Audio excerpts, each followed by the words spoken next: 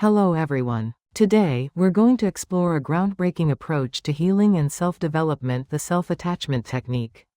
Think of it as a blueprint for reparenting yourself, transforming a derelict emotional foundation into a secure and robust inner mansion.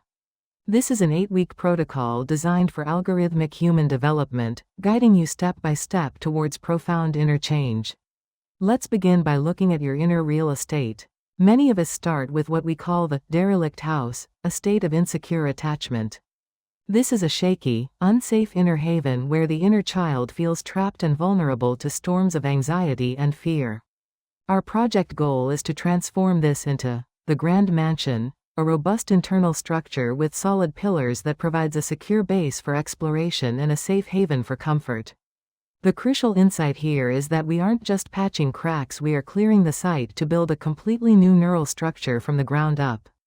This transformation is deeply rooted in neuroscience. We leverage the power of key neurotransmitters and brain processes. Oxytocin and serotonin, the bonding chemicals, are triggered by self-hugging and reassurance, effectively reducing amygdala activity and fear. Dopamine, our motivation chemical, is activated as we fall in love with our inner child, providing the essential energy for this renovation. Crucially, we utilize long-term potentiation, the brain's mechanism for rewiring, to physically construct new neural networks through repetition. This creates a closed loop. By role-playing both the parent and the child within, your brain becomes self-sufficient in generating its own security.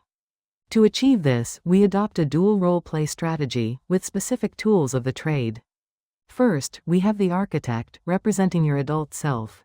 This role embodies reason, your neocortex, and regulation. Your task as the architect is observation, offering consistent love, and undertaking structural repair.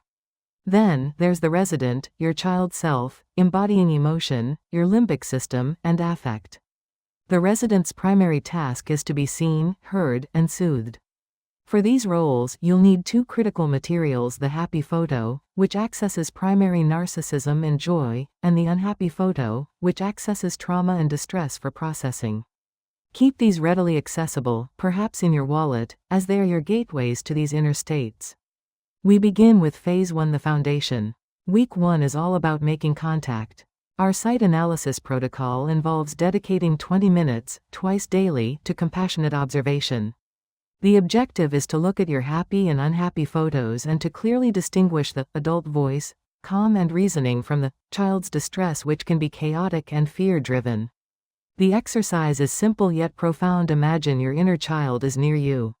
Observe the feelings that arise, and compassionately embrace them imaginatively. Moving into Week 2 of Phase 1, we focus on falling in love.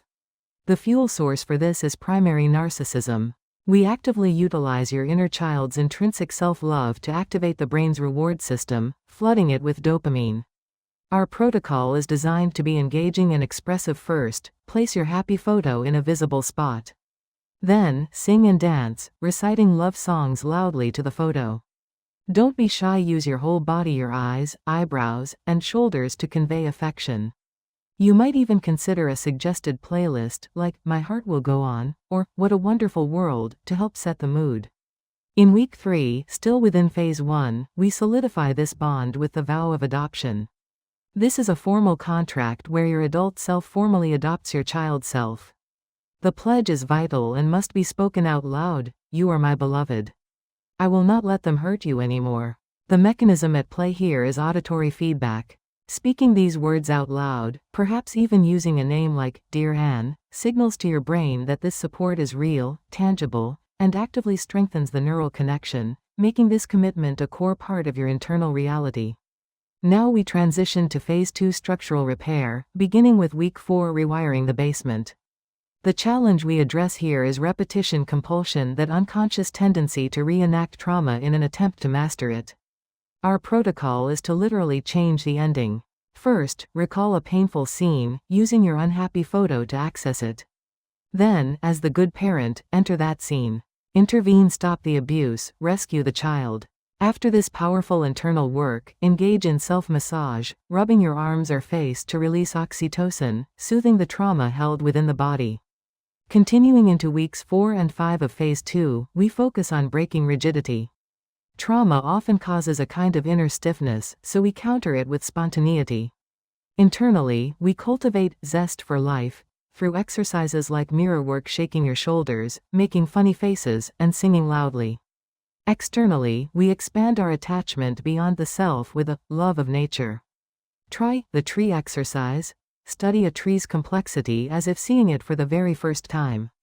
Fall in love with its intricate design, allowing this fresh perspective to broaden your emotional landscape. In week 6 of phase 2, we introduce the medicine of laughter. This is rooted in the William James principle. We are happy because we laugh, we don't laugh because we are happy. Our protocol for continuous laughter involves 3 steps.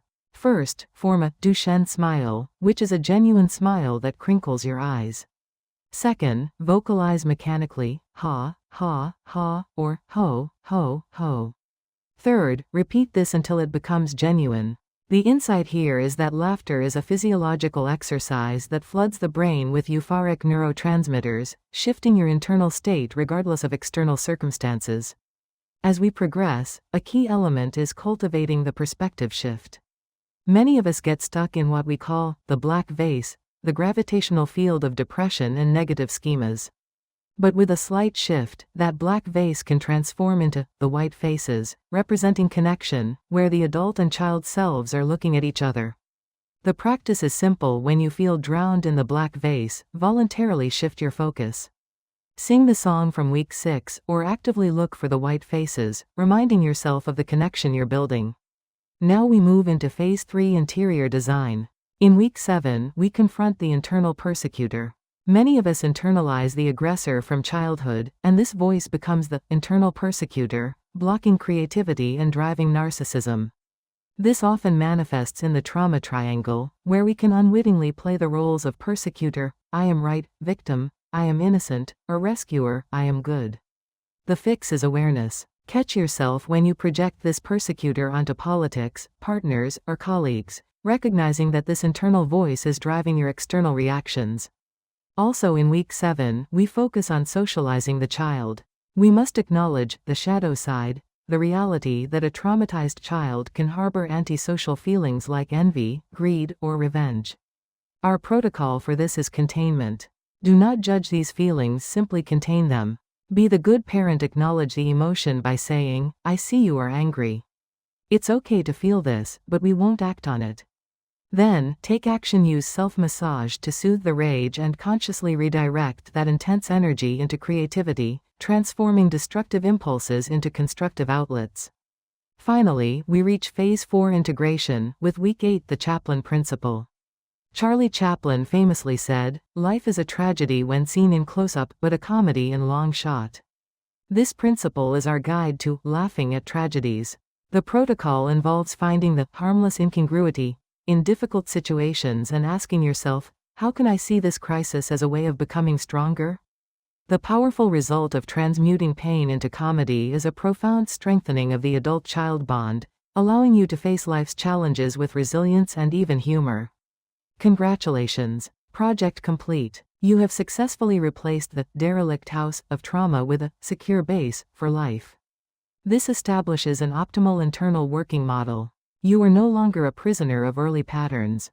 You have learned to quiet the internal persecutor. And, most importantly, you have revealed the creator within you. To maintain this beautiful new house, remember your maintenance plan. Keep the photos, keep singing. Just like any home, this inner mansion stands strong as long as you continue to nurture and maintain it. Thank you.